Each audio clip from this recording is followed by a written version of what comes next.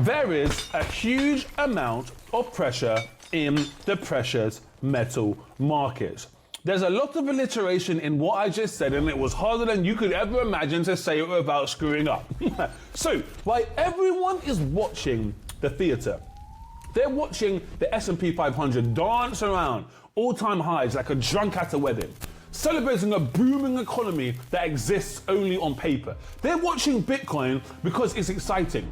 They're watching gold because their grandfather told them, rightly, that it's insurance against government profligacy and debasement. But while we were all distracted by the shiny objects, a gun was quietly loaded in the basement of the global economy. I'm Justin Banton, this is the House of Trade. Here is the hard truth that's going to hurt your feelings. You don't understand value. You understand price. You look at the screen, see a red number and think nobody wants this. You see a green number and you think this is valuable. You see month-on-month gains and think this should be a buy. You see lower lows and you think this is certainly a sell. But that's the difference between price and value. And right now, the price of the three most critical industrial metals on Earth, silver, platinum, palladium, is telling you a lie so big, so audacious that it would make a politician even blush. A pressure point has formed, a mathematical conundrum, almost an impossibility. You are looking at a supply deficit so profound, so structural, that when it actually snaps, it won't just be a bull market, it will be a liquidation event of the paper system. This is the House of Trade. I'm Justin Banton. Like, share and subscribe because this is absolute madness and the next 100 days are going to shape your portfolio or destroy it. Now, ask yourself, do you want to hold the paper promises of metal that don't exist or that are rehypothecated? Or do you want to hold the physical reality that the AI revolution is desperate to consume?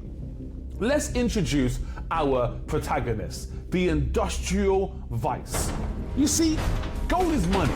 My parents told me, my grandparents told me, and probably yours did too. And it wasn't just them. For thousands of years, they've been treating it the same. It sits in a vault and it looks pretty. It's the Queen of England. It doesn't do anything other than store wealth. Now that's fine. I don't mind that. We like gold here. But silver, platinum, palladium, they are like the working class, okay? They're not the gentry. They're not the aristocrats. They are the guys in the coal mines getting their hands dirty and making society run the way it should. They are the steel and the spine of the modern world and the modern economy. You just don't know it and you don't appreciate it because the proletariat is never appreciated. They are the workhorses. And the modern world is currently addicted to technologies that devour these metals at an ever-increasing clip. And we are in the holiest of supply deficit squeezes on these metals. Now, this is where the forbidden knowledge comes in, where some finance guru starts selling you a course. But I don't do that here, mainly because I've got about 4 followers, okay? The mainstream financial media like CNBC, Bloomberg, they treat these metals like commodity, and they barely cover them until they're like up 100% on year, right? They're like soybeans or pork bellies. They're in the annals of history. They don't even look at them. They think economy slows down, industrial demand drops, price drops, simple, right? Wrong. That is first level thinking. That is how people stay poor, by not thinking three-dimensionally. Look at the green paradox. You have governments worldwide mandating a transition to green energy. Solar panels, wind turbines, electric vehicles, hydrogen fuel cells. They are printing trillions of dollars to subsidize this transition. And yes, admittedly, it is losing traction at the moment, but the wheels are still in motion. But here is the punchline, boys and girls. To actually go green fully, and with alacrity, you have to dig massive holes in the ground to get the metals needed. But the same people rushing the green agenda have made it illegal, expensive, or socially unacceptable to dig those big holes. They cut off the capital in the mines with the ESG mandates while simultaneously subsidizing the demand for the product those mines actually produce. It's economic madness, tautological madness. And for you, it's the trade of a lifetime. Believe me. Let's start with silver, the devil's metal. I don't know why it's called that. Maybe it's a hint. Most people think silver is just gold's volatile, irrational little brother. Wrong. Silver is a strategic, military and industrial asset, not to mention a store of value and increasingly used as loan covenant collateral all around the Eastern world. We are entering the age of artificial intelligence. Everyone is talking about NVIDIA chips. Everyone's talking about all of these AMDs and these Intels and these cattles in China. But they are talking about data centers in reality. What they aren't talking about is the physical infrastructure required to run that compute, to actually get that computing power up and running, to transmit the power, to transmit the information, and to do it efficiently and efficaciously. You cannot have an AI revolution without electricity. You cannot move electricity without silver. It is the most conductive metal on the periodic table. Period. Every single server, every interconnect, every switch in a massive data center being built by Microsoft, et al., Google, all of the others, contains huge amounts of silver. And then there's the solar industry. Last year, the solar industry alone consumed nearly 200 million ounces of silver. I know I'm flogging this like a dead horse, but I need you to appreciate the price pressures on this metal and how triple-digit silver is not out of the realm of possibility. Silver has been suppressed and repressed for many, many years with the aiding and abetting from central banks. And that brings me to the military-industrial complex. Do you think a Tomahawk missile uses copper? No, it doesn't. When you're building guidance systems that decide the fate of nations and of your soldiers, you use the best conductor available. You use silver. Yes, silver is in weaponry, guidance systems, missiles. Here's the kicker. Silver is consumed when we mine gold, right?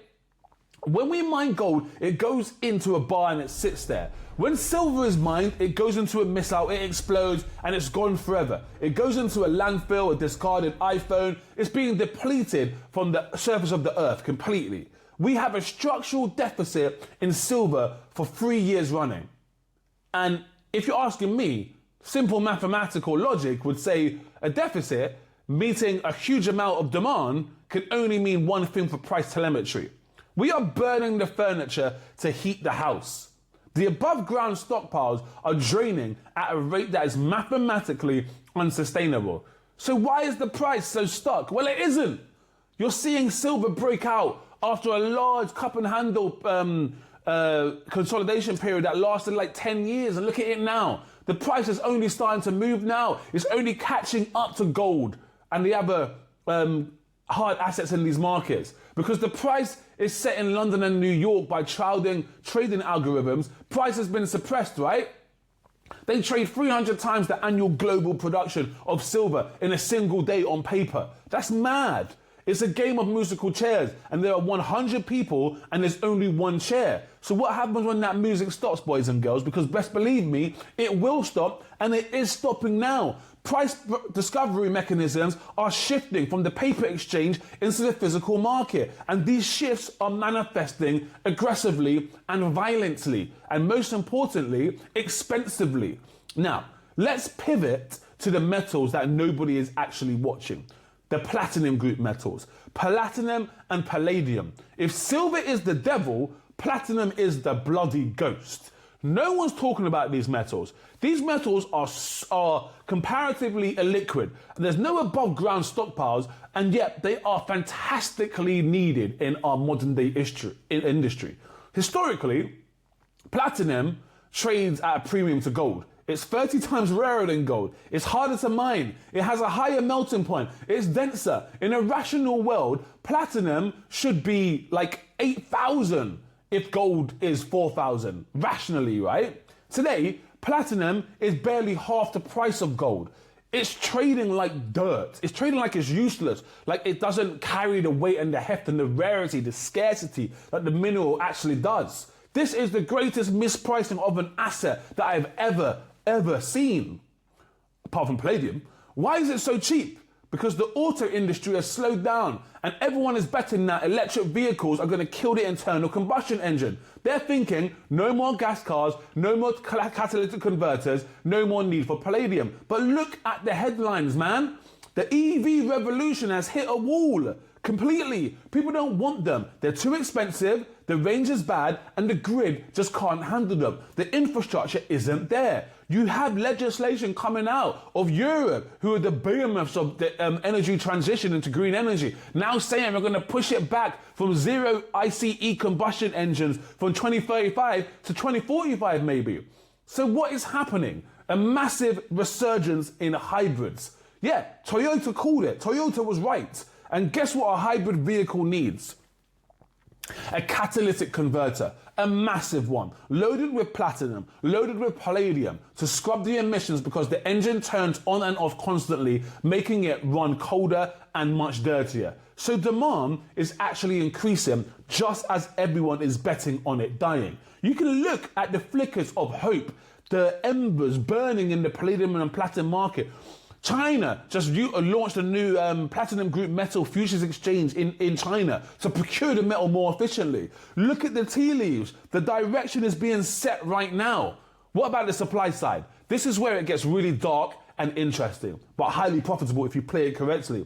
This is where we get into the geopolitical knife fight. 90% of the world's platinum group metals come from two places.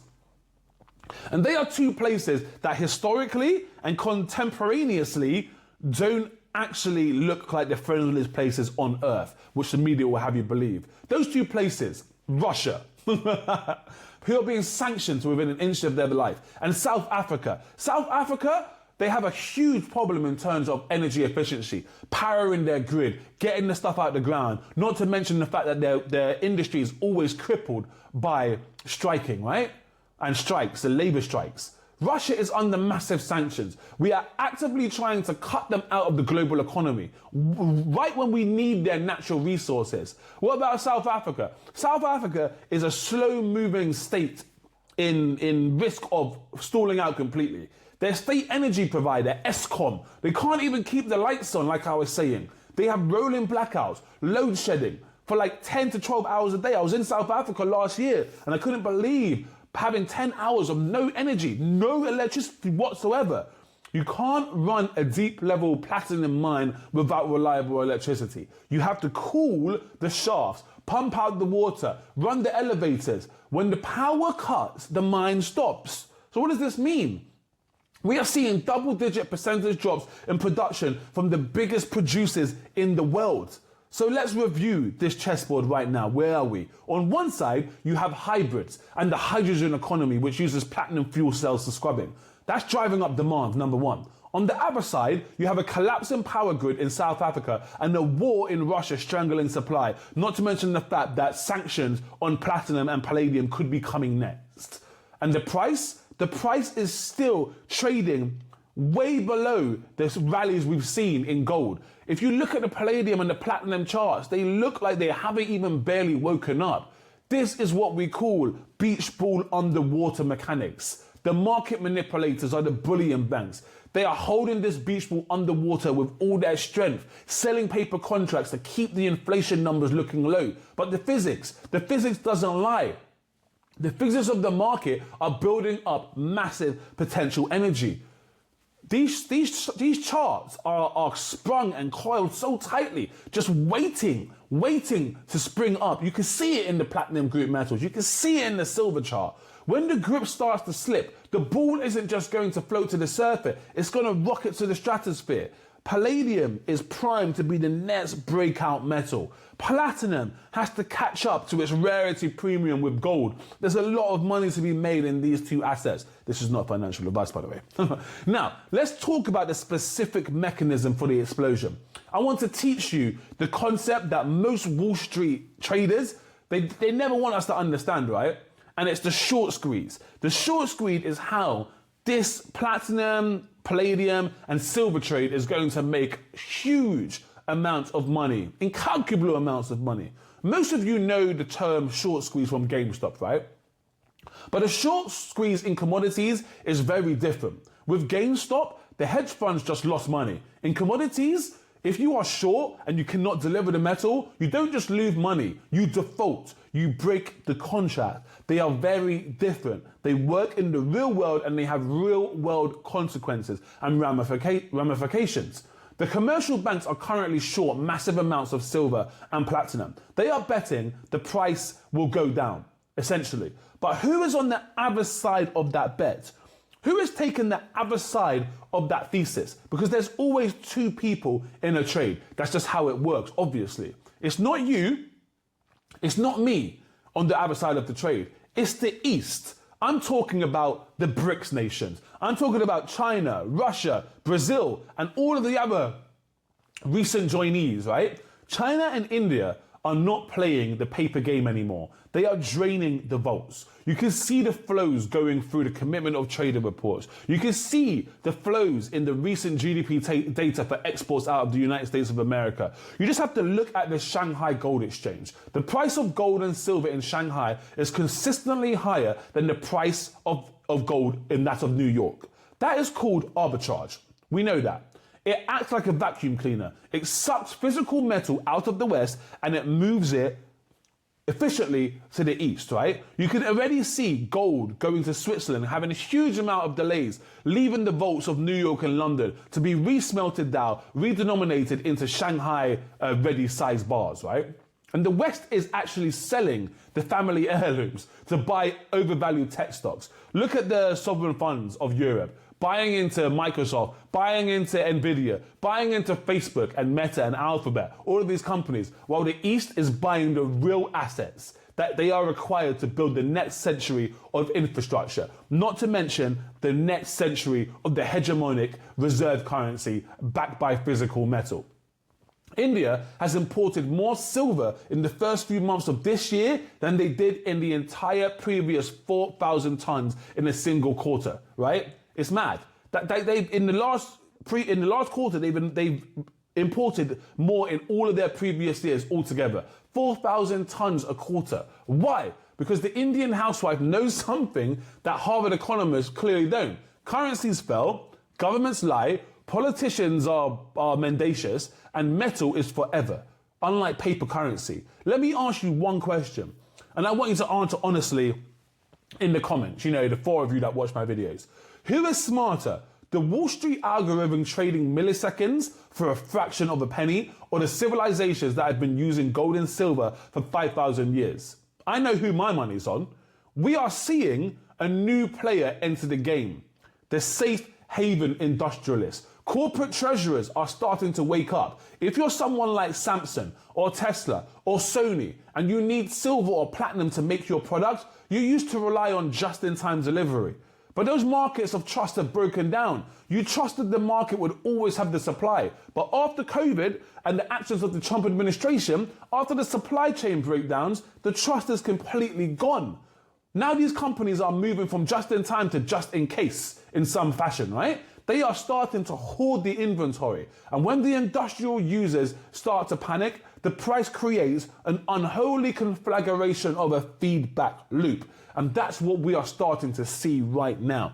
That's why this squeeze is so different. That's why this feedback loop is so pernicious. And that's why this formula occurs. Price goes up, price increases, they buy more, price goes up more. That's how the math works. That's how the formula is arranged. This is exactly what happened with Palladium in 2009. It went from 500 to 3,000. Yes, it did that. Check the charts. It happened in the blink of an eye, like over a year period, right? Ford and General Motors were calling miners begging for metal at any price because they couldn't finish their trucks without platinum and palladium. We are standing on the precipice of the same dynamic for silver, and we're also standing on the same precipice of change for platinum. Have you ever heard of backwardation? I'm sure you are. We're going to talk about backwardation again because it's the single most important signal in this market, other than all of the other things I've spoken about ad nauseum. And if you're getting value from this video, give me a like, give me a share, give me a subscribe. Now, backwardation. Normally, if you want to buy a metal for delivery, like next year, it costs more than buying it today. You have to pay for the storage, you have to pay for the insurance, and the interest on the money. That is called contango. That's a healthy market. It makes sense, it's normal, future buying, storage costs, makes perfect sense. Now, backwardation is the opposite. It's when the spot price, which is the cash price now, is higher than the future price. Now, that obviously sounds a bit strange, right? Why does it sound strange? It goes against all of our logics of like the time value of money and risk premiums into the future. It makes no sense financially if you think about it. Why would you pay more for something now than for something later, right? Why would anyone ever do that? No one does that in the real world. Why is that a huge signal? It's a huge signal because you only do that if you are terrified that there will be no metal in the market later on. You are worried about a supply constraint in the future. Backwardation is the market screaming in panic. It's a sign of physical scarcity. And we're seeing these signals flash in the platinum group metal markets and the silver markets repeatedly. The rivets are popping off the submarine and the pressurized cabin is about to absolutely implode. The banks are trying to patch the leaks with paper, right? They sell more contracts to smash the price down, trying to get you to trigger your stop losses, trying to get you to sell your position so they can buy it back cheaply. And if you think it's a conspiracy, you probably shouldn't, because the banks have been found guilty many times of rigging these markets, these metal markets specifically. They are hunting for the liquidity. Don't be the liquidity. Wake up, see the charts, position yourself to profit from this accordingly. This is a game of patience. It's psychological warfare. They want you to ignore it. They want you bored. They want you looking at Bitcoin. They want you looking at Nvidia. They want you thinking silver is a dead rock with no value, that it's a barbarous relic. Meanwhile, they accumulate it and they become the managers of the future. Now, I'm not going to talk anymore. I think I've got my point across, right? If you look away, they're going to cover their shorts quietly. Get in on the market. This is the most shorted market, the most undervalued market. It's a market where you can make life-changing amounts of money. This is not financial advice. My name is Justin Banton. This is the House of Trade. Give me a like, give me a share, give me a subscribe. Ciao for now.